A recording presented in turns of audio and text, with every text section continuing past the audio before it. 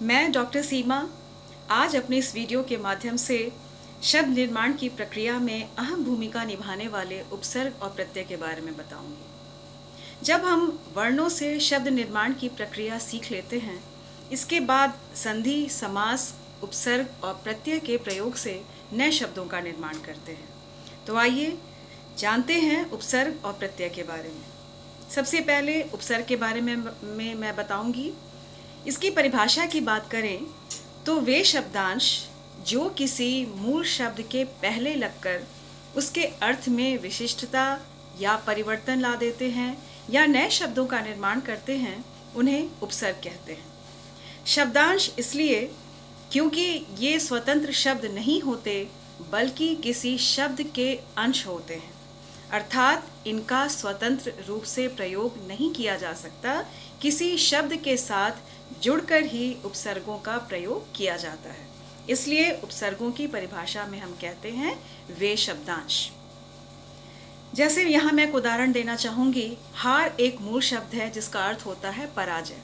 इसी हार में यदि हमने प्र उपसर्ग लगाकर प्रहार शब्द बना दिया तो इसका अर्थ हो जाएगा हमला करना।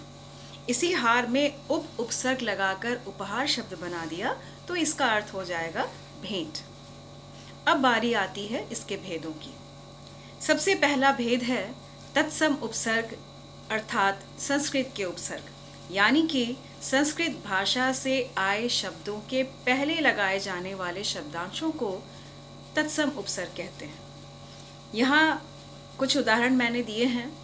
जैसे अव उपसर्ग लगाकर आप अवचेतन शब्द बना सकते हैं। सु उपसर्ग लगाकर आप सुमार्ग शब्द बना सकते हैं। इसके बाद हैं तद्भव उपसर्ग, यानी हिंदी के उपसर्ग। इसकी श्रेणी में हम अनदेखा, बिन मांगा, यानी अन और बिन जैसे शब्दांश लेते हैं, उपसर्ग लेते हैं और इनके प्रयोग से हम अनदेखा या बिन मांगा शब्द बना सकते हैं। उसके बाद बारी आती है आगत उपसर्ग की, अर्थात उर्दू, फारसी, अंग्रेजी भाषा से आए शब्दों के पहले लगाए जाने वाले उपसर्ग। जैसे बे उपसर्ग लगाकर आप बेशर्म शब्द बना सकते हैं। बद उपसर्ग लगाकर आप बदनाम शब्द बना सकते हैं। और हेड ऑफिस, हेड शब्द बनाकर आप हेड ऑफिस जैसे शब्दों का निर्माण कर सकते हैं। अब बारी आती है प्रत्यय की। परिभाषा अगर जाने तो प्रत्यय वे शब्दांश हैं जो किसी मूल शब्द के बाद लगकर उसके अर्थ में परिवर्तन या विशिष्टता ला देते हैं या नए शब्दों का निर्माण करते हैं। यहाँ भी हमने शब्दांश का प्रयोग किया है, इसका ध्यान रखेंगे, क्योंकि प्रत्यय का प्रयोग भी स्वतंत्र रूप से नहीं होता बल्कि किसी शब्द के साथ जुड़कर ही इनका अर्थ स्पष्ट होता है। भेद होते हैं प्रत्यय के दो प्रकार के, कृत प्रत्यय और तद्धित प्रत्यय। कृत प्रत्यय यानी क्रिया के मूल रूप, जिन्हें हम धातु भी कहते हैं, धातु के बाद लगाए जाने वाले शब्दांशों को हम कृत प्रत्यय कहते हैं। जैसे दिख एक धातु है जिसमें अलग अलग प्रत्यय लगाकर हम दिखाई, दिखाना, दिखावटी जैसे शब्द बना सकते हैं। यहाँ भी दिख में आवट प्रत्यय लगाकर हम दिखावट शब्द बना सकते हैं। इसी प्रकार लड़ धातु में आई प्रत्यय लगाकर हम लड़ाई शब्द बना सकते हैं।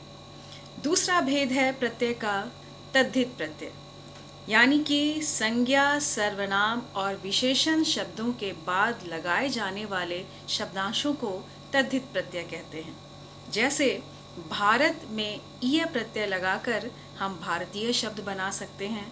स्वतंत्र में ता प्रत्यय लगाकर हम स्वतंत्रता शब्द बना सकते हैं और गरीब में ई प्रत्यय लगाकर हम गरीबी शब्द बना सकते हैं। तो ये छोटा सा अभ्यास है। हमें बस इतना ध्यान रखना है कि धातु के बाद लगाए जाने वाले प्रत्यय शब्दों को हम कहेंगे कृत प्रत्यय और संज्ञा, सर्वनाम और विशेषण शब्दों के बाद लगाए जाने वाले शब्दांशों को, प्रत्ययों को हम कहेंगे तद्धित प्रत्यय। उपसर्गों की जहाँ तक बात है, आप इतना ध्यान रखेंगे कि वह शब्द किस स्रोत से आया है, इसका ध्यान रखना बहुत ज़रूरी है।